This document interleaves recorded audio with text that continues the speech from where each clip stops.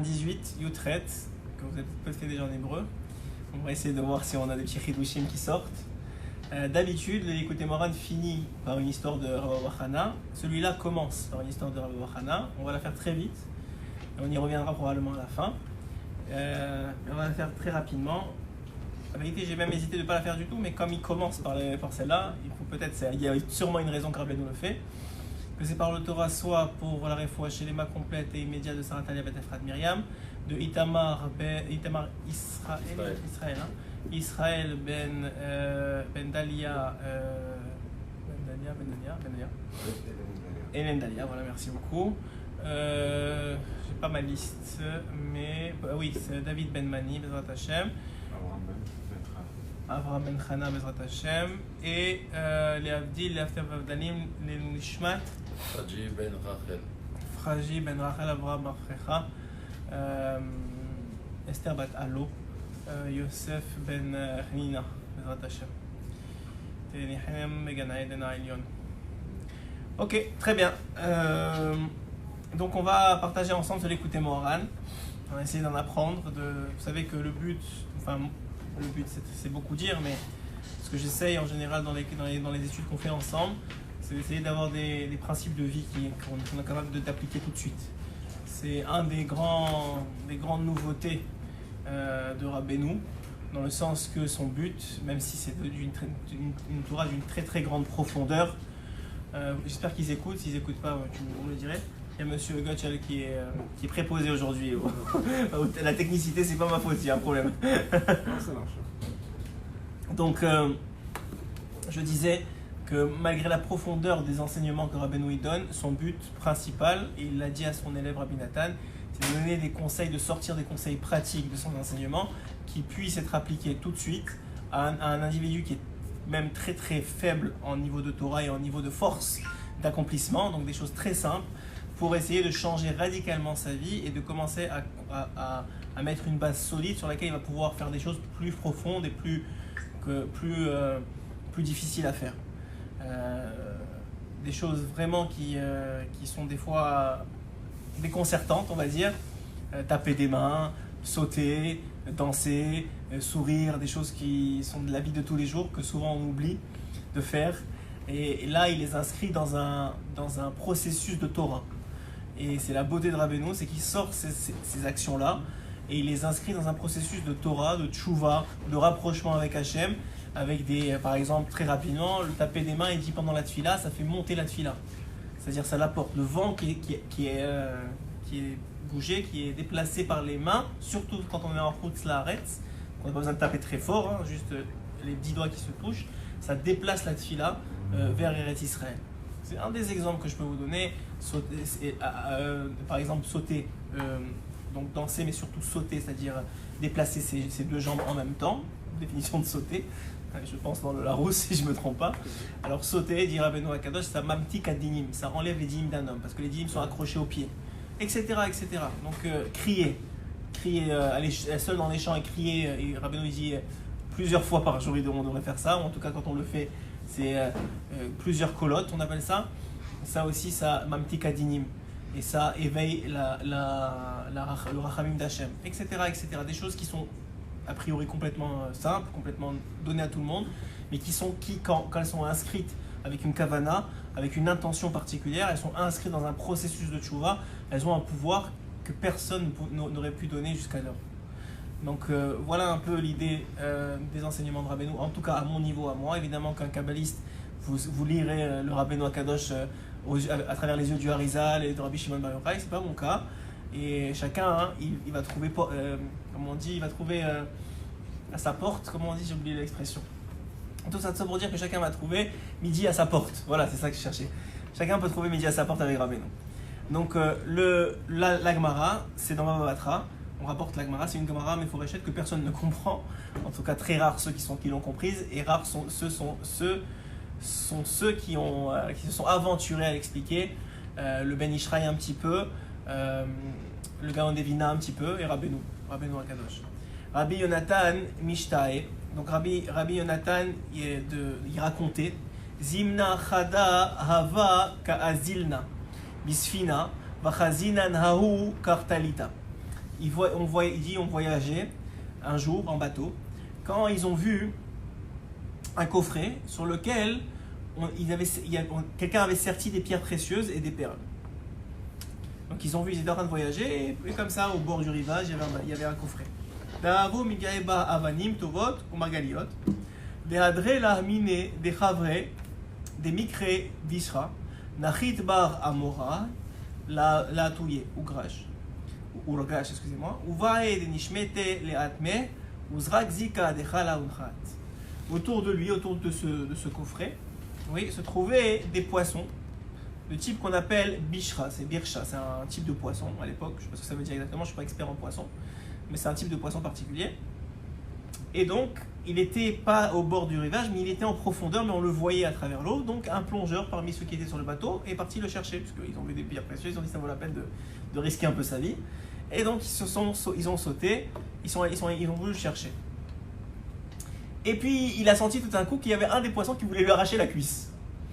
Ok, il s'est sauté, mais là, il s'est pris. Donc, qu'est-ce qu'il a fait? Je ne sais pas d'où il avait ça, mais il lui a jeté un flacon de vinaigre et le poisson, il s'est enfui. On va voir que ça veut dire pourquoi du vinaigre, pourquoi un flacon, pourquoi il a voulu lui prendre la cuisse et pas autre chose. On va voir que tout ça, c'est des sodotes en vérité. C'est des secrets qui sont habillés dans une histoire. Une voix céleste, elle a proclamé: qu'avez-vous à faire avec ce coffret? Il appartient à la femme de Rabbi Hanina ben Dosa. Vous savez que Rabbi Hanina ben Dosa, à son époque, c'était le Gdol de la génération. Il vivait avec des caroubiers, je le dis souvent. Il vivait avec un caroub, donc un arbre qui donne des caroubes, de vendredi, de Shabbat à Shabbat. Et il était d'une grande pauvreté, mais la Gemara dit que toute sa génération vivait grâce à lui. C'est-à-dire toute la parnassa de tout celui qui vivait dans sa génération, c'était grâce à la porte de Rabbi Hanina ben Dosa. C'est pour vous dire la grandeur. Et il dit là-bas que ce coffret, il appartient à la femme de Rabbi Hanina ben Dosa. Et elle va mettre dedans du techelet pour les tzadikim dans le monde futur. Comme ça se finit l'histoire. Gardez-la en tête, vous allez voir qu'on va la reprendre plus tard. On va voir comment Rabbeinu maintenant va rentrer des concepts qui sont en vérité cachés dans cette histoire, comme on le dit souvent, mais qui vont s'habiller dans d'autres parties de la Torah. Et puis tranquillement, pas vite, il va vous ramener à l'histoire pour vous expliquer comment chaque élément de l'histoire est en vérité associé au concept qu'on va expliquer. On y va. Da. L'écoutez Moran est un Leshon Rabbeinu. Ça veut dire c'est Rabbeinu lui-même qui l'a dit. Et pas seulement qu'il l'a dit, mais aussi qu'il l'a écrit. Après ça, il a été recopié par Rabbi Nathan. Il y avait deux façons, je vous le rappelle, il y avait deux façons qu'on récupérait les enseignements de Rabbeinu. Soit il les disait, par exemple, pendant Shabbat, pendant Yom Tov, et il y avait Rabbi Naftali, mais aussi Rabbi Nathan, mais surtout Rabbi Naftali qui avait une mémoire phénoménale, et qui, au sortir de Shabbat, il prenait un stylo et une feuille, il recopiait mot pour mot tout ce qui avait été dit. Et ça peut durer des heures des fois. Il était capable de se rappeler mot pour mot qu'est-ce qui avait été dit. Et effectivement, évidemment, après ça, il vérifiait avec Rabbeinu, il lui montrait le texte, et il disait oui, effectivement, c'est ça que j'ai dit, ou ça, non, change ça, c'est pas pour moi. Mais il y avait une autre façon, c'était que Rabbeinu lui-même avait écrit le texte. Et il avait juste été recopié par Rabbi Nathan. Donc ce texte-là donc, que je vais vous lire, ça a été écrit par Rabbeinu lui-même et recopié par Rabbi Nathan. On sait que les enseignements de Lachon Rabbeinu ont un pouvoir encore plus grand, c'est comme du Mikré, selon certains. C'est comme la Torah écrite, c'est-à-dire qu'on peut daresh, s'il y a un mot et pas un autre, c'est choisi. Dans chacun des mots, des fois quand on parle, on peut faire des synonymes, on peut essayer, mais quand c'est écrit, c'est réfléchi, peut-être différemment, sûrement, même si au niveau de Rabbeinu, c'est tout le temps réfléchi, mais c'est réfléchi probablement différemment, et chaque mot a son importance. Da, donc sache, qu'il est chol davar et eshtachit. À chaque chose, il y a un but. Peut-être toi tu ne le sais pas. Mais chaque chose qui existe, il y a un but. Ok? Première chose que Rabbeinu dit, sache-le. Peut-être on ne l'aurait pas su sans lui. En tout cas, pas comme il va l'expliquer. Vela tachlit, yesh'od tachlit. Et sur ce but-là, en vérité, il y a aussi un autre but. Ça veut dire que des fois, tu fais une chose. Par exemple, tu bois. Pourquoi? Parce que j'ai soif. C'est un exemple que je vous donne très bête, très simple, mais pour que vous compreniez. J'ai soif. Donc ça assouvit ma soif. C'est un but en soi. Mais pourquoi? Ça, c'est le premier but. Ouais. Mais pourquoi j'assouvis ma soif? C'est pour un autre but. Ah, c'est pour être bien, pour pas être... Tu sais, j'ai des choses à faire dans la vie, j'ai besoin de travailler. Si j'ai soif, je ne peux pas travailler. Ah, mais pourquoi tu travailles? Ah, c'est pour nourrir ma famille. Ah, mais pourquoi tu nourris ta famille? Ah, c'est parce que Hachem il m'a demandé. Ah, là on arrive au vrai but. C'est pas un but, c'est un cause. Non, c'est un but. Parce que... Ah, vous voulez moi je le vois dans l'autre sens. Oui, mais ça veut dire que c'est-à-dire que le but de boire, c'est pour assouvir ma soif. Le but d'assouvir ma soif, c'est pouvoir être tranquille dans la journée. Le but d'être tranquille dans ma journée, c'est pouvoir s'occuper de ma famille. Le but de s'occuper de ma famille, ah, c'est parce que Hachem m'a demandé de me s'occuper de ma famille. Et si vous faites ça normalement sur chaque chose que vous faites dans la vie, la finalité de la chose, ça devrait être le but, c'est parce que Hachem m'a demandé. Vous savez qu'on a passé par Parashat Rukat, oui, il y a 2 semaines. C'est écrit Zot Rukat à Torah. Voici la loi de la Torah. On fait un petit récapitulatif dans le temps, c'est pas grave. Ça vaut la peine d'être écouté ce shiur-là. Zot Rukat à Torah, c'est. אתה יכול להוציא את האור אם אתה רוצה. כן, בוודאי.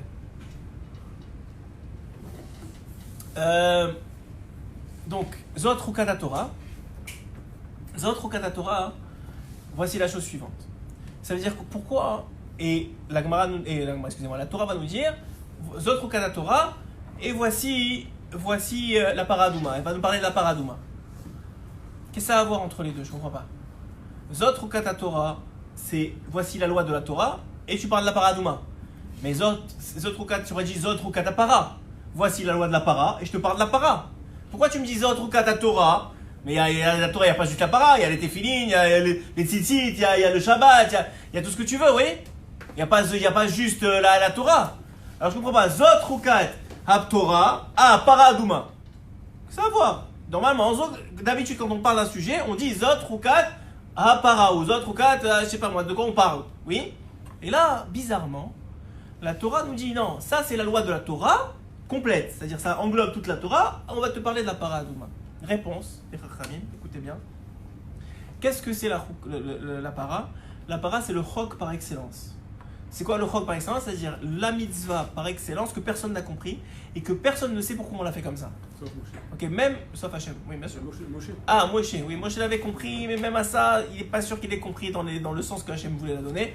Et nous aussi, on comprend un peu, Rabbeinu en parle, Shlomo HaMelech en a parlé, il a dit qu'ils étaient très loin de lui, mais il a essayé d'expliquer. Donc on a des idées, mais c'est ça la beauté. C'est que ça vient t'apprendre quoi? Que ça, c'est évident, mais dans n'importe quelle chose dans la Torah, c'est comme ça. Ça veut dire, des fois, tu sais, on va t'expliquer pourquoi tu dois ne pas voler, pourquoi tu ne dois pas tricher, pourquoi tu ne dois pas mentir, pourquoi tu dois respecter tes parents. Bah écoute, ils t'ont amené au monde, c'est normal, c'est un karatatov, et on peut te faire des parachiotes et des parachiotes et des discours et des discours. Mais sauf, on ne sait pas pourquoi. La vraie raison, on ne la connaît pas. Personne ne la connaît. Il n'y a que Hachem qui la connaît. Et peut-être Moshe, et encore là, sûrement avec des détails qui manquaient. On la connaissait. C'est-à-dire? On la connaissait, mais selon un... Pareil, je crois que c'est... Parce qu'on a fait Ah, tu veux dire... Alors on a oublié.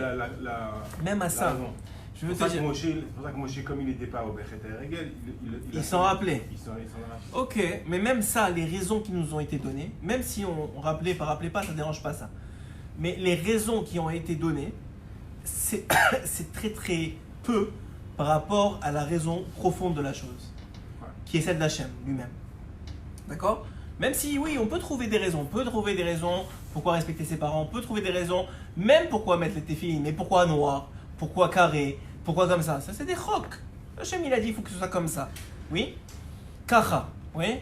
Comme ça il disait Rabbi Yehuda Shabbat, il a dit kacha. Kacha, mais ce kacha là, c'est l'essence du juif.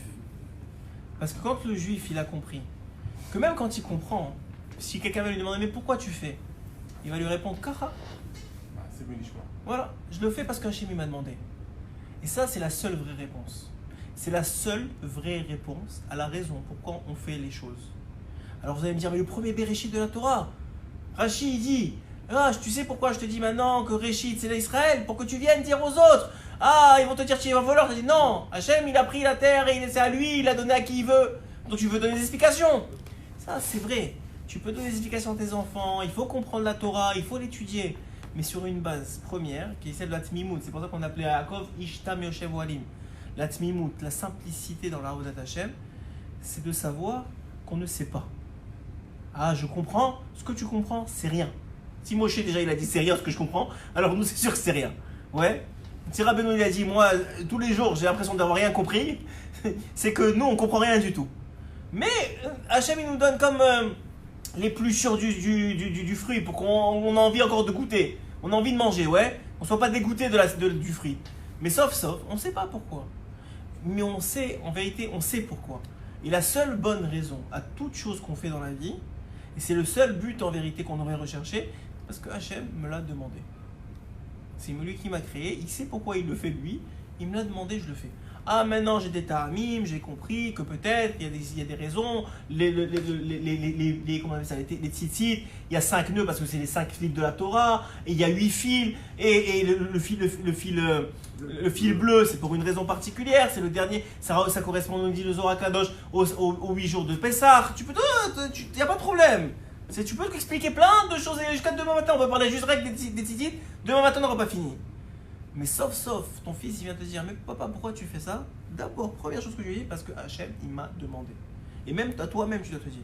Parce qu'il arrivera un jour que si tu prends ce pan-là, d'être plus intelligent que les autres, de dire, oui, j'ai compris. Tu finiras comme Korah. Ouais, tu finiras comme Korah, ou comme dans l'histoire du Tam et du Chacham, que le Chacham, il a renié Dieu. Parce qu'il arrivera un jour où le Tserara, il va te laisser grandir en Chorba, et à un moment, tu vas devenir Acher. Tu vas avoir une loi. Le père qui demande à l'enfant de monter à l'arbre et qui meurt tout de suite, alors que la Torah dit que Aïchut Yamim, ça allonge les jours, il va dire si c'est la Torah, ça veut dire c'est pas vrai, on arrête tout. Ça veut dire quoi? Ça veut dire qu'un homme, plus il devient intelligent en Torah, plus il doit faire attention à se rappeler qu'il ne comprend rien et que la seule raison pourquoi on fait les choses, c'est parce que Hachem nous l'a demandé. Et parce qu'on a de la Emouna en Akadosh Baruch Hu, que ce qu'il dit c'est vrai et que tout ce qu'il fait pour nous c'est le meilleur pour nous. Maintenant, c'est vrai qu'on voit des fois des clins d'œil. On peut pas, on est content de voir des clins d'œil, ouais. On est content de voir des clins d'œil d'Hachem. Par exemple, de voir que il y a, par exemple, mon ami me disait de Bnei Brak, il est parti voir pour un homme, il avait des problèmes avec de l'argent, des problèmes d'argent. Depuis qu'il traîne depuis des années. Alors il est parti voir Rav Kaneski pour lui demander qu'est-ce qu'il devrait faire. Alors Rav Kaneski, il a regardé le Pétek, il a levé les yeux, il lui a dit qu'il étudie 8 pages de Gemara. Il dit 8 pages 8 pages par jour, c'est trop pour lui je crois, il n'est pas au niveau. Il lui a dit, il n'a pas répondu, il a laissé comme ça 8 pages.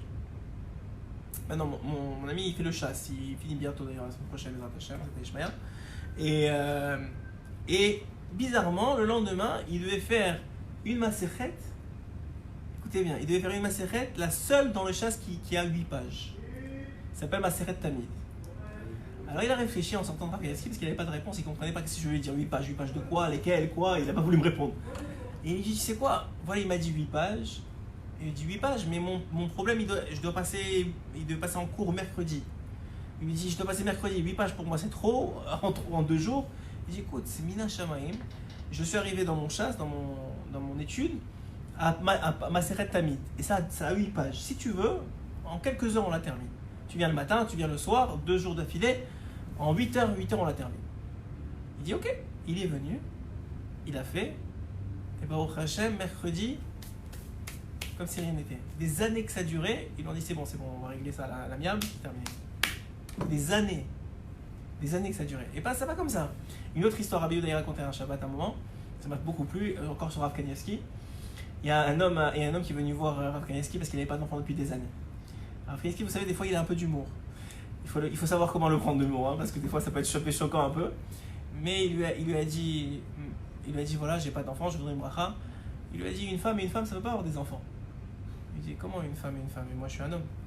Il lui dit bah regarde ton coucou, il avait une queue de cheval. Il dit regarde ton coucou, tu ressembles à une femme. Comme ça il lui a dit en rigolant, genre il y avait le sourire, mais bon ça doit faire mal quand tu l'entends. Ouais. Il a dit tu ressembles à une femme. Alors il lui dit, Rav Kanievski est très pointilleux sur ça. Par exemple, vous ne venez jamais voir Rav Kanievski avec une bague. Il va te dire en ça à ta femme. C'est-à-dire, vous savez que les Haredim ne mettent pas de bague. Bon, Hachem, ils n'ont pas besoin normalement. Alors, même les montres, il est possèque. Bon, c'est le seul par exemple pour les montres, mais il est possèque que c'est un bijou de femme et de le mettre comme ça dans la poche ou quoi. Mais bon, ça c'est exceptionnel. En tout cas, il lui a dit bah, une femme, ça ne veut pas avoir d'enfant. Il va dire qu'est-ce que je dois faire? Il dit coupe. Il lui dit, si je vous donne des ciseaux et vous coupez maintenant, je vais avoir des enfants. Il lui a dit oui. Il a dit, Mazal Tov, il a pris des ciseaux, il lui a coupé. Dans l'année, il a eu un garçon. Alors, vous allez dire, ah, c'est parce qu'il a coupé, c'est parce qu'il a... Il va dire à un autre de couper, il ne va pas avoir de garçon.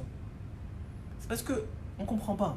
Lui, il voit deux choses qu'on ne voit pas, et encore, Dieu encore plus que ça, évidemment, c'est inimaginable. Mais on ne comprend pas. Dieu, Hachem, il a donné au Gadolador de pouvoir dire des choses et qu'elles s'accomplissent. C'est tout. Maintenant, on ne comprend pas. Est-ce que c'est parce qu'il a dit ça? Est-ce que toi, si tu fais la même chose, ça va arriver? C'est pas ces choses-là. Ouais, des fois, moi j'ai vu plusieurs fois deux personnes, un après l'autre, ils voulaient se marier. Un, il lui a dit, tu dis ça. L'autre, il lui a dit, donne la tzedaka. L'autre, il lui a dit. C'est-à-dire, c'est pas. Toi, si tu vois ça, tu es assis comme ça, tu comprends rien. Tu dis, c'est pas logique. Mais c'est pas logique. Mais la Torah, c'est pas logique. Dieu, il n'est pas logique. Arrêtez de croire qu'il est logique, il ne l'est pas. C'est pas. Et en plus, encore moins de notre logique à nous. Encore les tzadikim, peut-être, ils ont un peu une logique. Ils sont travaillés toute leur vie pour essayer d'annuler leur logique sous celle d'Hachem. Et même ça, hein, encore une fois, c'est un travail énorme. Mais de façon générale, Hachem, il n'est pas logique. Et là aussi, c'est ce qu'il dit ici. Que le but d'une chose, des fois, c'est ce que tu comprends de la chose. Mais il faut savoir qu'il y a un but à ce but, et un but à ce but, et un but à ce but, et qu'à la finalité du but, tu trouveras Hachem. Ouais. Seulement, et si tu trouveras Hachem, si quoi? Si la chose elle est bonne. Si la chose n'est pas bonne, si tu remontes le fil, tu ne trouveras pas Hachem. Mais ça veut dire que la chose n'est pas bonne à faire. Donc elle n'a rien à faire dans ta vie. Donc c'est une façon de faire très vite le birour dans votre vie. Très très vite. Vous prenez une feuille, vous dites voilà, j'ai des choix à faire. Pourquoi je fais ça? Ah ça, je fais ça pour ça. Ok, et ça m'amène là, et ça m'amène là. Est-ce que c'est une mitzvah à la fin? Est-ce que c'est un commandement d'Hachem? Est-ce que ça fait plaisir à Hachem? On a vu que c'est pas seulement que ça doit être un commandement. Parce que des fois, hein, il y a des choses qui font plaisir à Hachem qui ne sont pas écrites dans la Torah. Ouais. J'ai des exemples, des milliers d'exemples de Chachamim qui ont pris sur eux des choses qui ne sont pas des mitzvot en particulier. Je vous donne un exemple. Le Chafetz Chaim. J'ai lu une histoire à mes enfants ce Shabbat, vraiment qui m'a touché, magnifique l'histoire. C'est peut-être la troisième fois que je la raconte depuis Shabbat déjà. Je leur ai raconté la bête avec Knesset aussi. Le Chafetz Chaim, c'est pour toi, il y a gagné Rabbi Israël Meir Kagan, des Cohen. Il y avait un bachour qui étudiait aux alentours de Radin. Et il devait rentrer chez lui pour Shabbat. Donc il prend le train, comme d'habitude, le jeudi, pour arriver vendredi avant Shabbat. Mais le train tombe en panne. Mais heureusement, Baruch Hashem, et Satan Ishmaïa, Bashgacha Pratit, avec providence divine, le train s'arrête où? À Radin. Donc il sait, lui, que tout le monde sait que Chafetz Chaim habite à Radin. Donc il dit, écoute, on est quelques minutes avant Shabbat, le train il vient de s'arrêter à Radin, sinon j'allais transgresser Shabbat, c'est une providence divine, je vais directement courir chez le Chafetz Chaim. Il va courir chez le Chafetz Chaim, il tape à la porte. Qui lui ouvre? La femme du Chafetz Chaim. Le Chafetz Chaim est déjà parti à la synagogue depuis longtemps, il a l'habitude de rentrer Shabbat plus tôt, d'étudier des Mishnayot avant le Shabbat. Donc il a commencé Shabbat déjà très tôt. Et puis, finalement, sa femme l'accueille avec un grand sourire. Oui, avec plaisir, venez, vous passez Shabbat avec nous, vous pouvez dormir à la maison, il n'y a pas de problème, vous dormirez sur le sofa, il n'y a pas de souci. Et elle lui dit même, écoutez, je vois que vous êtes fatigué, prenez une douche vite avant Shabbat et reposez-vous jusqu'à qu'il vienne. Vous ferez arriver. C'est gentil, j'aime m'entendre, mais pas trop. J'essaie de partager. C'est gentil, partage. Je sais que c'est pour la mitzvah, je te connais. Alors je disais que le Chafetz Chaim, la femme du Chafetz Chaim lui dit, vous avez l'air fatigué, j'imagine que vous n'avez pas dormi dans le train hier, reposez-vous, quand il vient, vous ferez vite, et puis vous pourrez manger avec le Chafetz Chaim et moi. Et puis il dort, il se réveille, et il voit le Chafetz Chaim à table avec un livre en train d'étudier.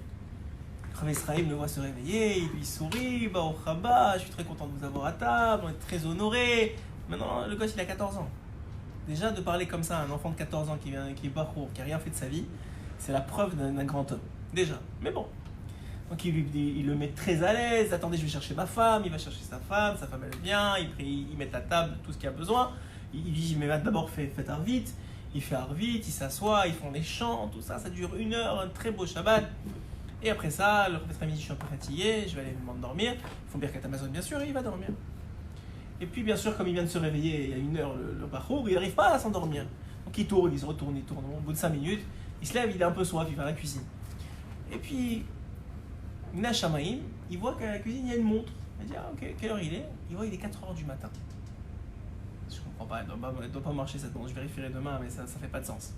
Donc il retourne dormir. Le lendemain matin, il se réveille pour la tfila, etc. Il rentre. Et puis en se faisant des tfilas dans la cuisine, il dit, avant de faire des tfilas, il dit à la maîtresse de maison, donc à la rabbinite, il lui dit, dites-moi, cette montre, elle marche pas. Il lui dit, si, elle marche très bien. Mais je comprends pas. Hier, quand on est parti dormir, j'ai vu qu'il était 4h du matin. Alors il dit, oui, il était 4h du matin. Mais à quelle heure je me suis réveillé? Il dit, à 3h. Il dit, 3h du matin? Il dit, oui, mais pourquoi vous n'avez pas mangé sans moi? Pourquoi vous ne m'avez pas réveillé? Il dit, la vérité, je voulais te réveiller quand le Rav Israël est rentré, mais le Rav Israël m'a interdit de te réveiller. Il m'a dit que tu étais très fatigué, que tu avais fait une longue route et que moi je fasse kidouche pour pouvoir manger et j'aille me reposer et que lui il allait t'attendre. Et il a dit qu'il m'a interdit de te réveiller jusqu'à ce que tu te réveilles. Alors il dit, mais alors le Rav Israël il m'aurait rien dit si j'avais pas vu la montre. C'est-à-dire que le Rav Israël il n'a rien dit. Il a souri comme s'il était 9h du soir. Ça faisait 6h qu'il attendait. Ouais. Vous imaginez la grandeur d'un homme. Alors ça, c'est pas écrit dans la Torah. C'est pas écrit, il faut que tu attendes ton invité jusqu'à 4h du matin. Non, c'est pas écrit. Mais après, il sait que c'est la volonté d'Hachem. Il sait que ça va plus loin. C'est d'ailleurs la grande différence entre Abraham et Bilam. Vous savez que les deux se sont levés, vous avez dû sûrement avoir un shiur hier, ici. Les deux se sont levés le matin, à Boker, très tôt. Ouais, et que Bilam crie à qui veut l'entendre. Ah, je peux rien faire que... Je peux pas transgresser la parole d'Hachem, je peux rien faire que Hachem ne me dit pas. Ah, ça a l'air d'un grand sadique ce Bilam. Hein. Wow, il peut rien faire que Hachem ne lui dit pas. Ouais. Mais en même temps, dans sa phrase, il y a sa réchaout, il y a sa pourriture. Pourquoi? Parce que c'est vrai qu'il peut rien faire que Hachem ne lui dit pas. Mais parce qu'il peut pas. Mais il veut. Il veut faire ce que Hachem ne lui dit pas. Il veut absolument, son cœur, il veut faire tout ce que Hachem ne veut pas. Mais il peut pas. Ça, c'est la différence avec Abraham. Abraham, qu'est-ce qu'il y a? Même s'il ne comprend pas, son fils, tu m'as promis, c'est de lui Israël, tu m'as dit, renvoie Ishmaël, tu vas avoir de lui une descendante, et tu me dis de le tuer. Non seulement il ne pose pas de questions, mais lui, il ne se réveille pas Boker, et il veut ce que Hachem il veut, alors que c'est tuer son fils. Comment tu peux vouloir tuer ton fils? Non, Hachem il veut, moi aussi je veux. C'est devenu... Et aujourd'hui, tu mettrais l'asile de fou. Mais à l'époque, Hachem, il savait que c'était de lui qu'allait descendre toute la génération. Donc on voit quoi? On voit encore là la finesse dans la Torah qui t'apprend à être au-delà même de la halakha des fois. Que ce que Hachem il veut, c'est des fois plus que ce que la halakha elle veut. Mais ça dépend du niveau de chacun. C'est on va dire, laissé à la discrétion de chacun. Donc il dit ici, Gavoa mea la Gavoa. Donc le but est de plus en plus haut. Et il donne un exemple. Les machins, je vous donne un exemple, moi, un peu bête, mais il donne un autre exemple. Tachlit binyan habayit. Le but de la création d'une maison. Kedei sheyieh la'adam makom lanoach, pour qu'il ait un endroit où dormir. C'est le cas de le dire. Vetachlit hamenocha. Et pourquoi se reposer? Kedei sheyuchal bakoach hazeh la'avod et Hashem. Pour qu'il puisse servir Hashem grâce à ça. Vetachlit ha'avoda. Et le service d'Hachem, parce qu'Hachem il m'a demandé. Donc tout de suite tu ramènes. Maintenant si un homme il dit, ah pourquoi j'achète la maison? Ah pour la piscine. Ah pourquoi la piscine?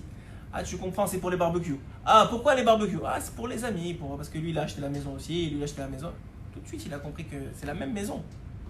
Mais il est complètement dans le faux le gars. Complètement, tout de suite. Il comprend que la maison, ça va le tirer vers le bas. La même maison. Ah Indonésie non. Alors des fois on se ment un peu, on dit ouais non c'est pour les Dvar Torah autour de la piscine. Ouais, peut-être, c'est pas grave. Il faut être honnête avec soi-même, c'est tout, vas-y. Il y a le fond et il y a la forme. On voit que... Vous avez fait un chiot sur ça, oui. Il y a le fond et la forme. Aujourd'hui il y a différentes tendances religieuses et chacune critique l'autre en disant... On n'est pas de cela. Voilà, mais ils disent, ils induisent les gens en erreur en faisant comme ça, enfin... je reviens sur les enfants de Aaron. Oui. Dans le fond, ils voulaient se rapprocher de Dieu. D'un côté, ils ont rapporté un feu étranger. Ouais. Et ils ont été brûlés, ils ont été consumés. Et d'un autre côté, on voit que Hachem il fait l'éloge d'eux, puisqu'il dit... c'était plus grand que Moshe. Alors, est-ce que dans la forme, ils étaient... Alors on va répondre. Voilà. Et le fond, voilà. J'ai compris la question. Alors, les enfants de Moshe et Aaron, on avait déjà donné plusieurs shiur sur ça. Une des principales raisons pourquoi ils sont partis de ce monde, parce qu'ils n'étaient pas mariés. On a fait un shiur sur ça. Pas mariés, ils avaient bu l'alcool. Voilà, mais c'est aussi ça va ensemble. C'est-à-dire ils n'étaient pas mariés. Ils n'avaient ont pas travaillé dans demandé le aussi Il y avait plein de raisons, mais la raison profonde que Razal Rabbe nous rapporte, c'est qu'ils n'étaient pas mariés. Ça veut dire qu'ils n'avaient pas travaillé à traverser leur midot. Maintenant, une seconde. Ouais. Maintenant, lorsqu'ils ont amené ce feu-là, encore une fois, c'était quoi le but? Voilà, on va rentrer dans le de shiur. se rapprocher de Dieu. Alors, vous pensez que c'est de se rapprocher de Dieu.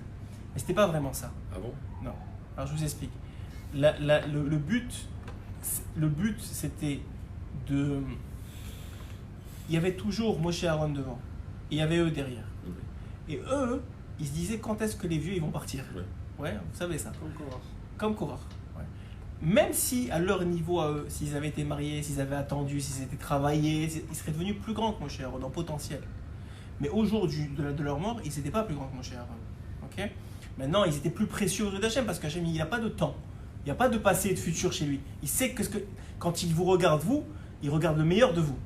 Ouais, parce qu'il sait exactement qu'est-ce qui est le meilleur de vous, qu'est-ce que vous allez devenir dans 5 générations ou 6 générations ou dans je ne sais pas combien de réincarnations ou quand moi j'y arrive à être là.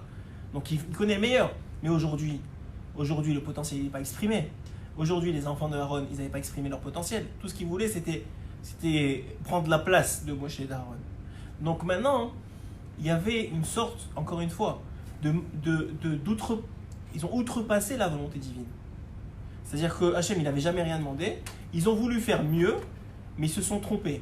Alors, dans leur tête, ils pensaient faire mieux. Ils pensaient vouloir se rapprocher d'Hachem. Ils pensaient être proches d'Hachem en faisant ça. Mais ils n'avaient pas, à l'intérieur d'eux-mêmes, travaillé les midotes qu'il faut pour avoir la vision juste de la réalité. Ok? Ça répond un petit peu. On reprend le chiot. Ok. Oui, ça répond un peu? Ça répond en partie. Allez-y, je vois que vous êtes encore... Mais, à Kadosh Baruch Hu, d'un côté, il y a une phrase qui les critique en disant qu'ils ont apporté un feu étranger. Oui. Donc, ils ont fait un acte qui est répréhensible. Ce que je vous ai dit. D'un autre côté, moi j'ai lu comme quoi...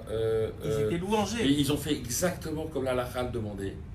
Mais c'était pas le moment. D'accord. Et parce qu'ils ont pas questionné leurs aînés. Oui, aussi. Et d'un autre côté, Dieu les approche de lui comme ses propres enfants. C'est-à-dire que la finalité, c'est qu'ils s'approchent de Dieu, oui. Oui. Mais on voit qu'ils ont fait une faute, mais malgré la faute, Hachem, il les a approchés de lui, il n'est pas à la mort. Alors je vais vous expliquer, il y a deux façons de se rapprocher d'Hachem. C'est des bonnes questions, c'est un peu en dehors du sujet, mais c'est des bonnes questions. Il y a deux façons de se rapprocher d'Hachem. Il y a une façon spirituelle et une façon spirituelle à travers le physique. C'est deux choses différentes. Par exemple, un père qui a laissé des enfants dans ce monde, sa Neshama monte. C'est écrit dans le Zohar et même dans la Gemara qu'il est jugé tous les ans. La Gemara demande, c'est un cours que je fais souvent à Rosh Hashanah, comment c'est possible de juger un homme qui a déjà été jugé à 120 ans? La Gemara dit, il a laissé des enfants, ces enfants sont jugés, s'il leur a laissé des traits de caractère qui ont fait que ces enfants-là, ils agissent bien maintenant, il va être jugé aussi, puisqu'il reçoit les fruits de ça. Et si Chas Veshalom, il a laissé chez eux une éducation, des traits de caractère qui est responsable de leur agissement mauvais aujourd'hui, il va être puni pour ça aussi. Malgré qu'à 120 ans, Après 120 ans. après 120 ans, tous les ans après 120 ans. Mais pourtant, eux, ils sont après Bar Mitzvah, il n'y a plus de... Bien sûr que oui. D'abord, premièrement, tout ce qui est après Bar Mitzvah, tu pourrais dire que le Shoresh il est dans l'éducation avant Bar Mitzvah. Et pas seulement ça, tu influences positivement. Ah oui. Même depuis l'enfantement, depuis le moment de l'acte, qu'est-ce que tu as pensé au moment de l'acte, tu as déjà prédisposé ton enfant à être ce qu'il est. Ouais, donc après ça, comment tu as aidé, comment tu as soutenu, combien tu as aimé, combien des enfants ils sont revenus à la religion après que leurs parents sont partis de ce monde. Pourquoi? Ah, parce qu'il m'aimait, parce qu'il a toujours été bon avec moi, parce que j'ai commencé à faire... Par Akaratotov, il a fait Kaddish, après il a rencontré un rave, après il est revenu, et Baruch Hashem, il a fait Tchouva à 60 ans. Ouais? Par amour pour son père ou pour sa mère. Combien comme ça? Pourquoi? C'est qui va être récompensé de ça? Le père ou la mère qui a laissé les bonnes midotes dans l'enfant. Oui? Donc lui, il est jugé à chaque moment. Maintenant, ce jugement-là, cette âme, elle a fini, elle a une certaine place dans le ciel. Donc qu'est-ce qui va se passer? Elle va être jugée, elle va monter si ses enfants font mieux, elle va descendre, malheureusement, si ses enfants font moins bien. Mais ça, c'est au niveau de l'âme. Maintenant, il y a une autre façon de se rapprocher d'Hachem. Ça s'appelle le Gilgul. Vous revenez dans ce monde, ouais, et vous travaillez contre l'état à vote, contre la colère, contre l'envie, contre les femmes, tout ce que tu veux. Pas contre les femmes, mais contre l'envie de tout ce qui peut arriver dans la tête d'un homme ou d'une femme d'ailleurs. De nos jours, c'est très fréquent. Donc, en tout cas, l'un ou l'autre. Et puis finalement, vous allez devenir un homme meilleur, moins coléreux, vous allez faire plus la volonté d'Hachem, et ça va faire en sorte que vous allez, à 120 ans, avoir une place plus haute que quand vous êtes descendu ici au moment de la naissance. Qu'est-ce qui est le mieux? C'est quoi le plus, on va dire, si vous aviez un choix à faire, c'est quoi le plus efficace? C'est quoi qui monte le plus? Évidemment, le travail d'en bas. Parce que vous n'avez aucune idée qu'une bonne pensée, elle vous fait une bonne pensée, une bonne mitzvah ou ce que vous voulez, enfin quelque chose de bien dans ce monde-ci, parce qu'il y a tellement de forces négatives, de forces contre qui vont à l'envers de vous, combien elles vous font monter de niveau à chaque fois, à chaque mitzvah, à chaque bonne action. C'est inimaginable. C'est pas comparable. C'est inimaginable. Quelqu'un qui sort avec une mitzvah. Combien d'histoires, on va raconter une histoire que j'aime beaucoup, de Rav Shapira. Rav Shapira, c'était un Breslev, mais qui s'est rapproché de Rabbeinu très tard dans sa vie. À l'époque où il s'est rapproché, on laissait même, c'était la guerre froide, on ne laissait pas rentrer à Ouman. On ne laissait personne rentrer à Ouman. Donc il avait, j'ai peur de dire des noms, parce que ça fait longtemps que j'ai lu l'histoire, mais il y avait un chassid Breslev qui était un ami à lui, qui s'était beaucoup rapproché, ils étudiaient ensemble, etc. Et puis, c'était un Purim, alors tout le monde a bu. Rav Shapira, il avait toujours ça en lui, qu'il n'avait jamais été à Ouman, ça lui faisait mal, parce qu'il avait compris c'était qu'il a grandeur. On parle de gens qui étaient, avant Rabbeinu, déjà des énormes en Torah. C'est même pas. Avec dire leur nom, on devrait se laver la bouche. Ils connaissaient toute la Torah Kula. Donc Rav Shapira, il va voir son ami, il s'est étoilé dessous, et il dit: tu sais, j'ai jamais osé te demander, mais toi, tu as vécu des années à Ouman, tu as fait des milliers de Tikkun HaKlali. Tu veux pas m'en vendre un que tu n'as même pas fait Bekavana?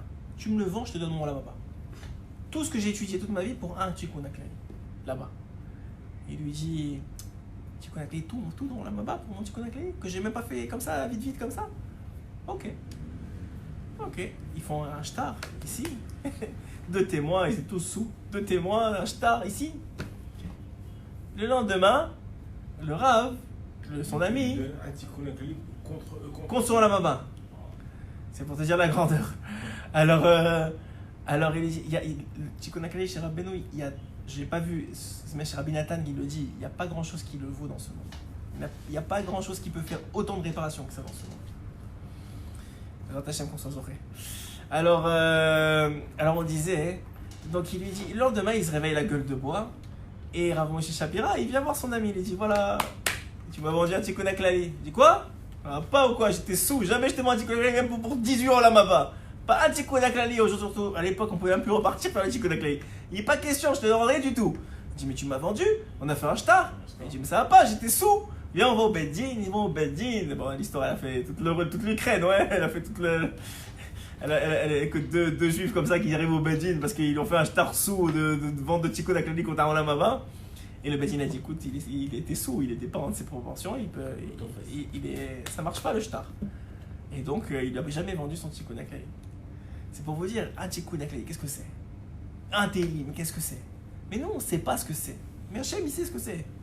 Et c'est des mondes et des mondes et des mondes. Peut-être des dizaines d'enfants, ils ont besoin de faire une mitzvah pour une mitzvah que vous allez faire dans ce monde-ci. On ne sait pas comment ça marche. Mais ce qui est sûr, c'est que le travail sur soi dans ce monde-ci, il a une valeur extraordinaire. Extraordinaire. Le travail sur soi, les mitzvot qu'on peut faire, les avérotes qu'on peut s'empêcher de faire, ça a une valeur extraordinaire. Inimaginable. Inimaginable. Ce que dit ici Rabbeinu, Vetachlit shel kol davar. Et le but de toute chose, Uhu mechubar le'amachshava va'sechel yoter me'adavar, sheze atachlit ba mimenu. Le but de toute chose, c'est lié à la pensée originelle. On avait vu dans les côtés Moran d'avant que la pensée originelle d'Hachem, c'était Israël. Israël qui était la vision que Hachem avait du monde. Ce plaisir qu'il allait recevoir d'Israël. On avait fait un chiour sur ça. Alors ici, il dit que toute chose dans la vie, elle a un but, mais que ce but, il vient de la pensée originelle. C'est-à-dire qu'en vérité, lorsque vous avez, encore une fois, c'est ce que vous disiez par exemple par rapport à Nadab et Avihu, lorsque les enfants d'Aaron ou d'autres, n'importe qui, il fait quelque chose, il a une pensée originelle. Et cette pensée originelle, c'est elle qui va faire le lien avec le but ultime. Si la pensée elle est bonne, le but va l'amener à Hachem. Mais si la pensée est mauvaise, ça peut être la même action.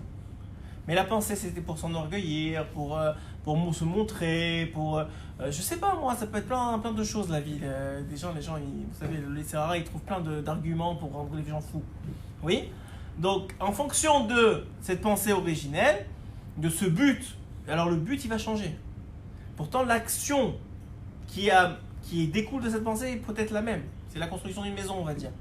Mais il y en a un que la pensée de la construction d'une maison, c'était vraiment béhémet pour servir Hachem, pour pouvoir mettre un toit sur la tête de sa famille, pour pouvoir être tranquille, pour pouvoir étudier. Donc, il voulait acheter une maison, pas avoir un loyer à payer tous les mois, pas avoir... plein de raisons que béhémet, ça peut être... Ou un autre, il dit non, écoute, c'est parce que je veux la plus belle maison, c'est parce que j'ai mon voisin, il a fait la même chose, parce que je suis jaloux de lui, ou parce que... N'importe quoi, vous comprenez, ça peut être des milliards de raisons. Donc, en fonction de la pensée originelle qui a amené à l'acte, le but qu'on va retrouver à la fin de tout le parcours qu'on vient de faire, par exemple avec la maison ou avec le verre d'eau, va être différent. Donc il dit ici, chez Zéa Tachlit Babemeno, Vekarov Atachlit Lea Marshava Bekeruv, Yoter Me'adavar, qui sauf Maaseh Marshavatrila. Ça, c'est une phrase qui est très connue en hébreu. Sauf Maaseh Marshavatrila. La finalité de la chose vient de la pensée première. Donc un homme, par exemple, un homme il veut se marier. Ouais, il veut se marier. Tout le monde veut se marier. C'est pas... Mais il y en a, ils n'ont pas pensé pourquoi ils veulent se marier. Parce qu'ils sont jeunes aussi, ils n'ont pas trop réfléchi. Peut-être il y en a qui disent parce que ma mère elle veut que je me marie. Ou il y en a qui disent, je sais pas moi, parce que ça fait bien, ça fait bon genre de se marier. C'est normal, il faut être comme tout le monde. On arrive à l'âge qu'il faut se marier, la trentaine, on en a fait les 400 coups, ça suffit, on va se marier. Et puis il y en a que non. C'est pour construire un Baït Yehoudi, c'est pour avoir des enfants dans la Torah, c'est pour tout ce que Hachem a demandé, pour faire plaisir à Hachem, pour faire la volonté d'Hachem, et en même temps profiter nous-mêmes d'une maison juive, d'une femme juive, d'enfants dans la Torah, tout ça, on en profite. C'est pas qu'on n'en profite pas, c'est pas de dire on est des saints et on n'est pas des bouddhistes. Ouais, on profite de tout ce que Hachem a demandé. Mais la raison première, c'est parce que Hachem a demandé. Donc finalement, qu'est-ce qui se passe ? Eh ben, il y en a un qui a, ça ne veut pas dire que ça va tout le temps arriver, mais il y en a un qui a des grandes chances de construire sa maison dans le Shalom Bayit, dans la Torah, dans les midot. Ça ne veut pas dire que ça va pas être difficile. Tout le monde travaille sur ses midot, tout le monde essaye, tout le monde se tait quand il faudrait se mettre en colère, on ne se met pas en colère, etc., etc. Donc, il y a celui qui a déjà le but, la vision de ce qu'il veut, pourquoi il s'est marié. Donc, à la première altercation, il ne va pas sentir son ego démesuré, se faire déchirer comme un animal qui se fait écraser sur la route, oui. Non, il va comprendre, il va se préparer, il a fait les cours de préparation au mariage, il a vu un rave, il a compris que sa femme, des fois, c'est pas exactement comme il aurait pensé avant le mariage, il s'est préparé psychologiquement, il s'est préparé aux étapes, il sait que les critiques, c'est à bannir, il sait qu'il faut mettre la priorité sur sa femme, tout ce que le cours à la préparation au mariage devrait amener. Normalement, on l'oublie pendant le mariage, on oublie ces choses-là, il faut se le rappeler souvent. Mais en tout cas, c'est quelqu'un qui sait où il va. Et puis il y en a d'autres, ils sont mariés pour différentes raisons, comme je vous ai dit, que je vous ai donné certains exemples, il faut se marier, ou ma mère elle veut, ou il faut pour X raisons. Eux, ils ont beaucoup plus de chances de se retrouver chez le Rav au bout de quelques années. Beaucoup plus de chances. Simplement parce que la marshava initiale, elle n'était pas bonne. Mais c'est le même acte, ils sont tous les deux mariés. Bon, il y en a qui ont dépensé plus que d'autres, mais sauf, c'est pas une question d'argent. À la fin de la journée, la pensée initiale n'était pas bonne, ou elle n'était pas construite, ou elle n'était pas réfléchie, ou simplement il avait pas assez de maturité. Donc finalement, ça a amené à une action, la même que les autres, mais cette action-là n'avait pas le même but. Si elle n'avait pas le même but, elle n'avait pas la même conséquence non plus. Vous parlez de conséquences, mais si le but n'est pas le même, la conséquence non plus n'est pas la même. Si le but c'est de faire plaisir à Hachem, la conséquence dans la majorité des cas, il y a des exceptions et en vérité ces exceptions-là ne sont pas parce que c'est que la vérité c'est que du mensonge, le but c'était pas vraiment pour faire plaisir à Hachem. Mais celui dont le but est vraiment de faire plaisir à Hachem, il en finit toujours gagnant, toujours. Alors celui qui a dit non, tu comprends, on a divorcé à cause de la religion, ça me fait rire, ça n'existe pas une chose pareille. Tu as divorcé à cause de ton orgueil, tu as divorcé à cause de ton égoïsme, tu as divorcé à cause de... Femme ou homme, hein, ça c'est pas... Tu as divorcé à cause du manque d'efforts que tu veux faire dans la vie, mais tu n'as pas divorcé à cause de la religion. Ça c'est se cacher derrière des... C'est pitoyable, moi je trouve d'ailleurs, premièrement. Et c'est se cacher derrière des excuses. C'est tout. Mais il n'y a personne qui divorce à cause de la religion. Il y a des gens qui divorcent à cause de leur orgueil, de leur ego, de leur manque de émouna. Ça oui. La religion, j'y crois pas. Ok? Donc ça veut dire simplement qu'un homme, je vous dis qu'il faut essayer de chercher, et c'est ce qu'on va chercher aujourd'hui, on va s'arrêter bientôt là, à la fin du premier paragraphe, mais juste pour qu'on comprenne. C'est très simple à faire. C'est très difficile, c'est très émotionnellement et physiquement éprouvant, intellectuellement éprouvant, mais sur le papier, c'est très simple à faire. Donc vous avez quelque chose à faire, vous voulez faire un nouveau travail, vous voulez changer de boulot, vous voulez vous marier, prenez une feuille, 5 minutes, 10 minutes, une demi-heure. Pourquoi je fais ça? Si ça vous amène à Hachem et que vous êtes honnête avec vous-même, si vous vous mentez, ben, tant pis pour vous. Si ça vous amène à Hachem, vous avez des grandes chances que votre projet réussisse. Si ça ne vous amène pas à Hachem, réfléchissez à 2 fois avant de le faire. Oui. Il y a souvent dans la vie quotidienne, comme disait Freud, ce qu'on appelle des actes manqués. J'ai l'intention de quelque chose et c'est le contraire qui se produit. Il n'y a pas de problème. Alors je vais vous dire, si... L'intention originelle, alors, elle n'est pas celle dont j'ai conscience, mais elle est inconsciente. Je m'attendais à cette question de votre part. On y va. Il a dit, selon les philosophies X, Y, Z, non, pas seulement, ça peut être rapporté même dans la Torah, que des fois on a une bonne intention, mais le résultat n'est pas là. Mais oui, alors sachez une chose, c'est que si vous aviez la bonne intention, vous ne vous en voudrez pas. Le sentiment de culpabilité et de souffrance et de douleur ne sera pas là. Parce que vous l'avez fait pour les bonnes choses. Et vous allez voir que même si aux yeux des autres ça a foiré, excusez-moi le terme, eh bien dans votre cœur vous allez dire ah, c'est Hachem qui a voulu comme ça va être pour le bien et ça va sortir bien. Sachez que, vous savez, on arrive bientôt au 9 Av et à 17 Tammuz c'est dimanche prochain, enfin c'est Shabbat, ça va être reposé dimanche. Sachez que dans le judaïsme, et d'ailleurs dans la Chassidoute en particulier, le Hachem Tov en parle longuement, et Rabbeinu aussi, il n'y a pas de construction sans destruction. C'est ce que disait le Rabbi hier, on en parlait aussi, il faut une destruction pour construire. Ouais, pour construire mieux, il faut d'abord détruire. On a parlé souvent dans les côtés morales du principe de tomber pour remonter. Il faut une certaine chute pour être capable de remonter. Parce que sinon, il n'y a pas cet électrochoc qui vous fait bouger. Parce que pour monter, il faut donner des forces nouvelles. Mais qu'est-ce qui va vous faire se donner des forces nouvelles si tout va bien, et s'il n'y a pas de problème, et si hier est comme aujourd'hui, et la parnassa ça va, et le shalom ça va, et les enfants ça va. Ben, moi je reste sur la même idée, ça marche. Ah mais attends, ça va pas dans le shalom baït? Attends, hop, c'est un électrochoc. Donc là je me remets en question, là j'évolue, là je reprends, et je reprends de zéro, et je me retravaille, et je remonte. Attendez, j'ai pas fini.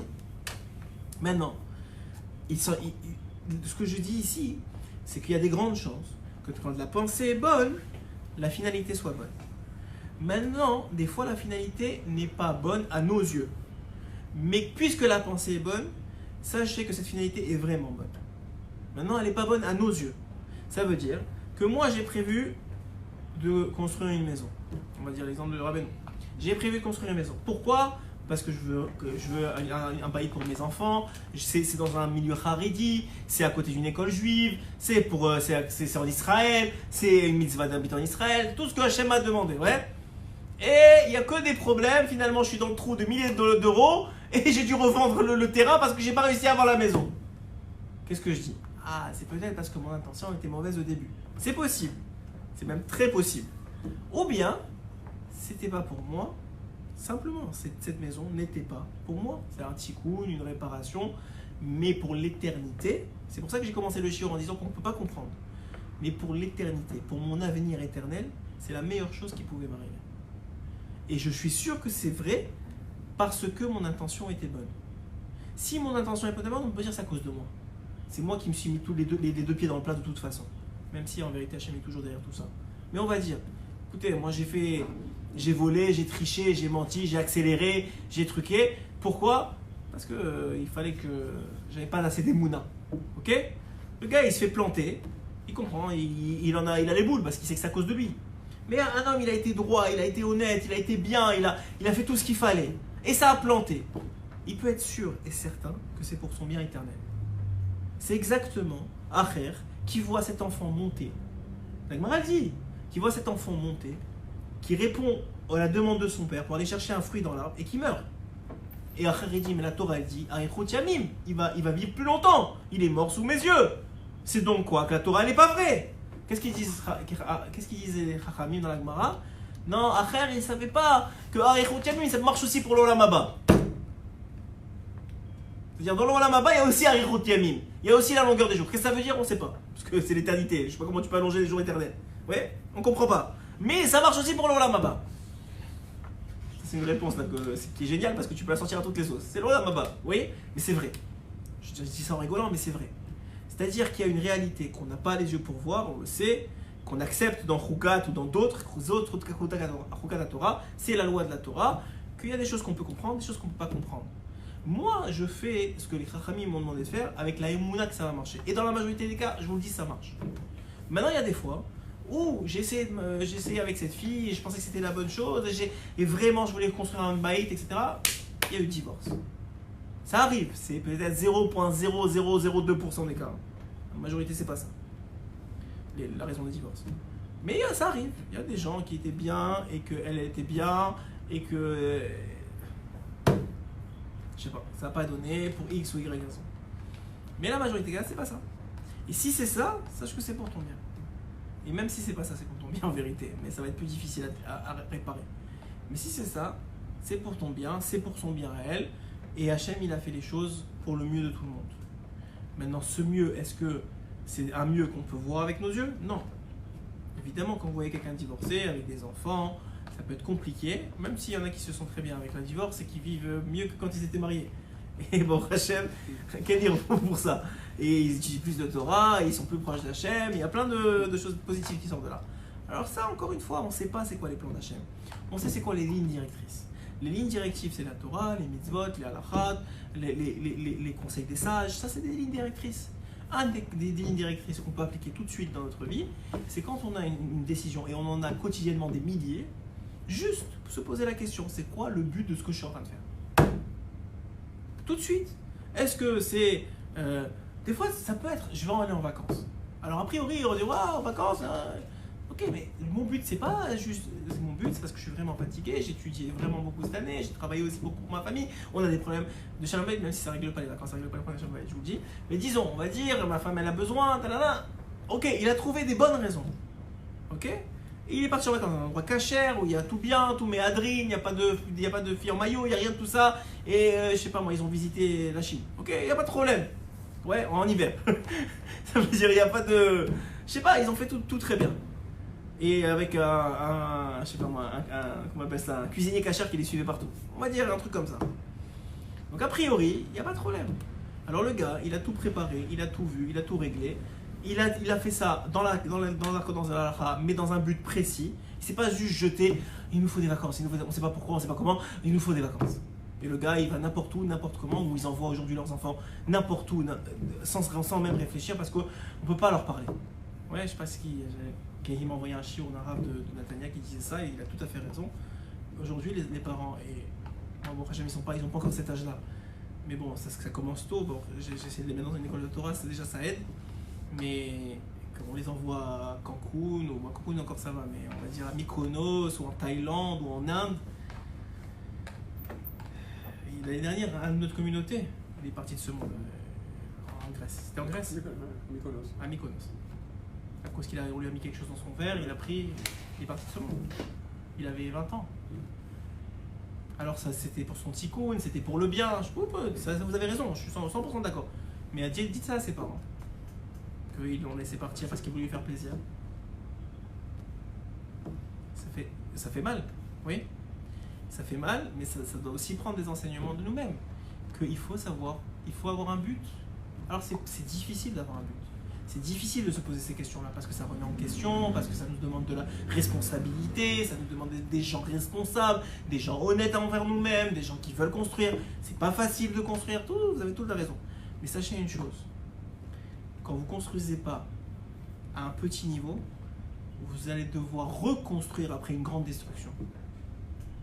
C'est toujours comme ça. Si vous ne mettez pas les efforts, par exemple, pour l'éducation des enfants, tôt, vous allez les mettre dans une école complètement de Torah, vous allez leur donner le maximum de présence. Dans le mariage, la première année, vous allez mettre le maximum de présence avec votre femme. Dans ce que dit Rachamim, que la première année, elle est Chok Velo Yaravor, à part pour Roman, comme je dis souvent en rigolant. Mais on va dire de façon générale, quand vous allez mettre dans un business, vous allez faire les choses droites, de façon droite, vous allez mettre des efforts au début, vous allez mettre une structure en place avec des gens compétents, vous allez faire tout bien. Soit vous faites ça, soit vous dites non, je me lance. Et après, il faut travailler 3h du matin, 5h du matin, ta femme elle t'appelle en pleurs, tes enfants, c'est d'autres personnes qui t'appellent pour leur dire qu'on les a vus là ou là. Mais là, c'est des conséquences. Là, vous êtes en train de reconstruire sur du détruit. Ou sinon, on peut essayer de construire. Alors c'est difficile, c'est pas évident, nous tous, on a envie de s'allonger, les pieds en éventail, avec la musique, le cocotier, la télé, tous, le Yetzirah, il est chez tout le monde. Ouais, tout le monde veut faire ça. Alors chacun, ils arrivent à leur niveau, des fois un peu moins, des fois un peu plus. Mais sachez-le, plus vous allez investir dans des moments où vous avez encore l'occasion d'investir dans votre vie, dans les gens autour de vous, et plus cet investissement, il vous évitera des efforts beaucoup plus grands à faire plus tard. Beaucoup plus grands, parce que rectifier, c'est comme moi je dis toujours cet exemple-là, quand vous prenez une autoroute, vous allez Paris-Marseille, ouais, et que c'est vers le sud, enfin, je connais pas très bien la France, c'est vers le sud, ouais, c'est vers le sud, et que quelqu'un vous arrête au nord, et vous dit où tu vas, et il dit à Marseille, il dit Marseille, mais tu viens de faire 2 heures de route pour rien. Alors tu lui dis merci beaucoup. Pourquoi merci beaucoup, ça fait 2 heures de route que tu... Oui, mais s'il ne m'avait pas parlé, eh ben, je serais monté jusqu'en haut, peut-être jusqu'en Belgique, le nord c'est en Belgique, je serais monté jusqu'en Belgique, et là je me suis rendu compte qu'il fallait que je redescende, j'aurais perdu 3 ou 4 jours de vacances. Ouais, ben, c'est la même chose pour nous. C'est la même chose pour nous. Alors maintenant, moi je vous dis des choses, et je me dis des choses, moi je m'inclus dans tout ça. Je me dis des choses. Vous savez, on va finir sur ça, il y a une histoire du Rav Shalom Shvadron. C'était un très très grand Maguide. Un Maguide à l'époque, c'était... Et des gens qui venaient de Rachot, un peu comme ce qu'on fait, mais à un très grand niveau, des milliers de personnes à Yerushalayim qui venaient écouter. À l'époque, il n'y avait pas Internet. Aujourd'hui, c'est différent. Peut-être qu'il y a autant de personnes qui écoutent, mais on ne les voit pas. Mais à l'époque, ils étaient devant des milliers de personnes en train d'écouter. C'était des orateurs extraordinaires. Et Rav Shimon Vrano, il raconte cette histoire. Il dit, il y avait dans une petite ville, un petit village, ils venaient d'instaurer le système des alarmes et pour alerter des feux, pour que les pompiers puissent arriver et nettoyer les feux rapidement. Et il est arrivé qu'un des personnages importants du village d'à côté, il a passé quelques jours dans ce village. Et il est arrivé qu'il y avait un feu. Et il entend des sirènes, il ne comprend pas, à l'époque c'était nouveau, des sirènes. Il dit c'est quoi ça? Et il voit le feu, etc. Il dit c'est pour arrêter le feu. On a mis ce système en place pour arrêter le feu. Tu vois, mais c'est extraordinaire, c'est génial. Alors il prend sur lui, il était dans la mairie de l'époque de son village, il prend sur lui d'acheter les sirènes. Donc il achète les sirènes comme dans le village d'à côté. Et effectivement, Minash Shamaïm, le mois d'après, il y a un feu dans son village. Alors qu'est-ce qu'il fait? Il allume les sirènes. Il allume les sirènes, mais là, le feu, il augmente, il comprend pas. Il dit mais j'ai allumé les sirènes, et ils augmentent. Et il n'y a pas de pompiers. Il y a les sirènes, mais il n'y a pas de pompiers. Alors Rav Shalom Shvadron, il avait l'habitude de dire, c'est comme les Dvar Torah. Les Dvar Torah, c'est les sirènes. Mais les pompiers, c'est nous. C'est nous qui devons éteindre le feu. On peut écouter tant qu'on veut des choses. Mais ça s'appelle la sirène. Mais si le gars, il veut pas éteindre, eh ben, t'as écouté, c'était sympa, t'aurais un Sahar Olam Haba, c'est sûr. Tu as écouté, t'as fait une heure de Torah, on a parlé de Rabbeinu, on a dit des divrei Torah qui ont des secrets extraordinaires que même nous on comprend pas. Tout ça, c'est vrai. Mais dans ta vie, le feu, c'est qui va l'éteindre? Voilà. Chazak ou Baruch.